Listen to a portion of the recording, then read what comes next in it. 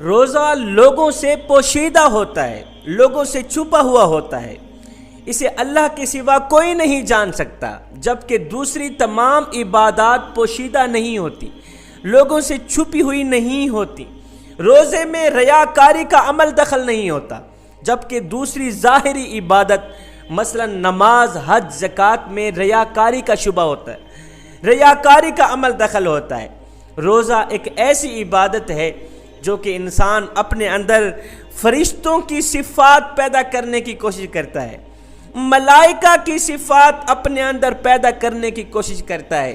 میرے آقا علیہ الصلاۃ والسلام نے ارشاد فرمایا، میرے حضور علیہ الصلاۃ والسلام نے فرمایا، جو شخص ایمان کی حالت میں اللہ کی رضا کے لیے نیک نیت کے ساتھ رمضان کے روزے رکھتا ہے، بس اللہ تعالیٰ اس کے تمام گناہوں کو بخش دیتا ہے۔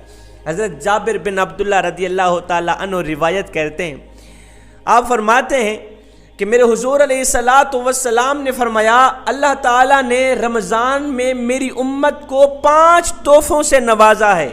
اللہ تعالیٰ نے رمضان میں میری امت کو 5 تحفے عطا کیے ہیں، جبکہ اس سے پہلے کسی نبی کی امت کو یہ تحفے نہیں ملے۔ پوچھا گیا، آقا وہ 5 بابرکت تحفے کون کون سے ہیں؟ میرے کریم نبی نے فرمایا، پہلا تحفہ، جب رمضان کی پہلی رات آتی ہے تو رمضان کے روزے رکھنے کے لیے جو شخص رمضان کا شدت سے انتظار کرتا ہے، شدت سے انتظار کرتا ہے، تو اللہ تعالیٰ اس کے تمام گناہوں کو بخش دیتا ہے، اللہ تعالیٰ اس پر نزول رحمت فرماتا ہے، اللہ تعالیٰ اس بندے کو رحمت کی نگاہ سے دیکھتا ہے، کرم کی نگاہ سے دیکھتا ہے، اور جس بندے پر اللہ تعالیٰ رحمت کی نظر ڈالے اس بندے کو کبھی بھی عذاب میں مبتلا نہیں کرتا۔ میرے نبی نے فرمایا، دوسرا تحفہ، شام کے وقت روزے دار کے منہ سے جو مہک نکلتی ہے، اللہ تعالیٰ کو یہ مہک کستوری جیسی خوشبوؤں سے بھی زیادہ اچھی لگتی ہے۔ فرمایا تیسرا تحفہ، فرمایا روزے دار کی بخشش کے لیے اللہ کے نوری فرشتے دن رات دعائیں مانگتے رہتے ہیں، اللہ کے نوری فرشتے دن رات روزے دار کی بخشش کے لیے دعائیں مانگتے رہتے ہیں، مالک اسے بخش دے، یہ تیرا محبوب بندہ ہے، یہ تیرا نیک بندہ ہے، تو اسے بخش دینا۔ فرمایا چوتھا تحفہ، اللہ تعالیٰ اپنی جنت کو حکم دیتا ہے، اے میری جنت تو تیار ہو جا، تو میرے روزے دار بندے کے لیے تیار ہو جا، تو مزین ہے مزید مزین ہو جا، تو خوبصورت ہے مزید خوبصورت بن جا۔ یا اللہ کیوں؟ فرمایا اس لیے کہ میرا روزے دار بندہ تھکا ہارا جلد از جلد میرے پاس آنے والا ہے، اس نے بس میرا دیدار کرنا ہے، میرے دیدار کی خاطر وہ میرے پاس آئے گا، تیرے اندر رہے گا، تو نے میرے روزے دار بندے کو سکون مہیا کرنا ہے، آرام مہیا کرنا ہے۔ میرے نبی نے فرمایا 5واں تحفہ، جب رمضان کی آخری رات آتی ہے تو مبارک ہو، اللہ تعالیٰ روزے دار کے تمام گناہوں کو بخش دیتا ہے، تمام گناہوں کو معاف کر دیتا ہے۔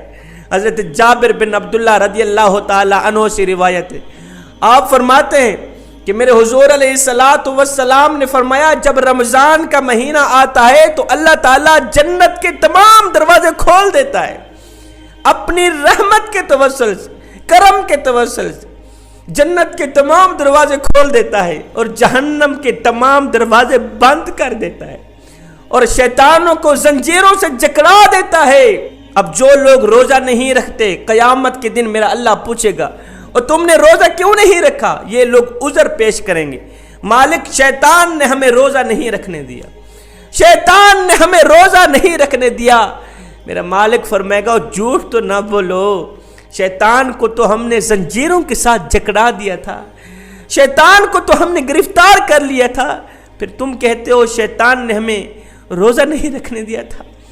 میرے حضور علیہ الصلاۃ والسلام ممبر کی پہلی سیڑھی پہ چڑھے، ممبر کے پہلے درجے پہ چڑھے، میرے نبی نے فرمایا آمین، دوسرے درجے پہ چڑھے، میرے نبی نے فرمایا آمین، تیسرے درجے پہ چڑھے، میرے نبی نے فرمایا آمین۔ جب واپسی اترے صحابہ بول پڑے، آقا آج تو ہم نے کچھ نیا منظر ہی دیکھا ہے، اس سے پہلے دیکھنے کو کبھی نہیں ملا، خیر تو تھی، آپ ممبر کے پہلے درجے پہ چڑھے ہیں۔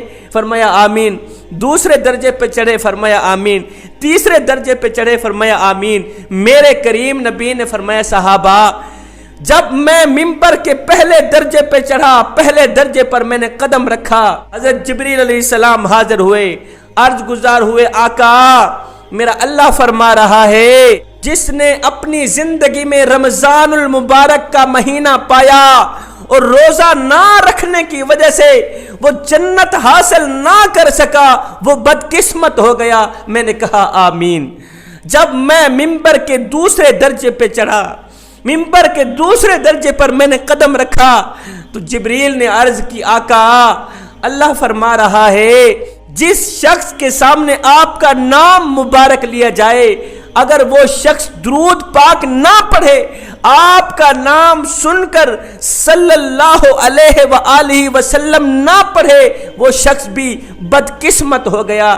میں نے کہا آمین۔ صحابہ جب میں نے ممبر کے تیسرے درجے پہ قدم رکھا تو جبریل نے عرض کی آقا اللہ فرما رہا ہے جو شخص اپنی زندگی میں، جس شخص نے اپنی زندگی میں والدین کا بڑھاپا پایا، والدین کی خدمت نہ کر کے جنت حاصل نہ کر سکا وہ بھی بدقسمت ہو گیا۔ میں نے کہا آمین۔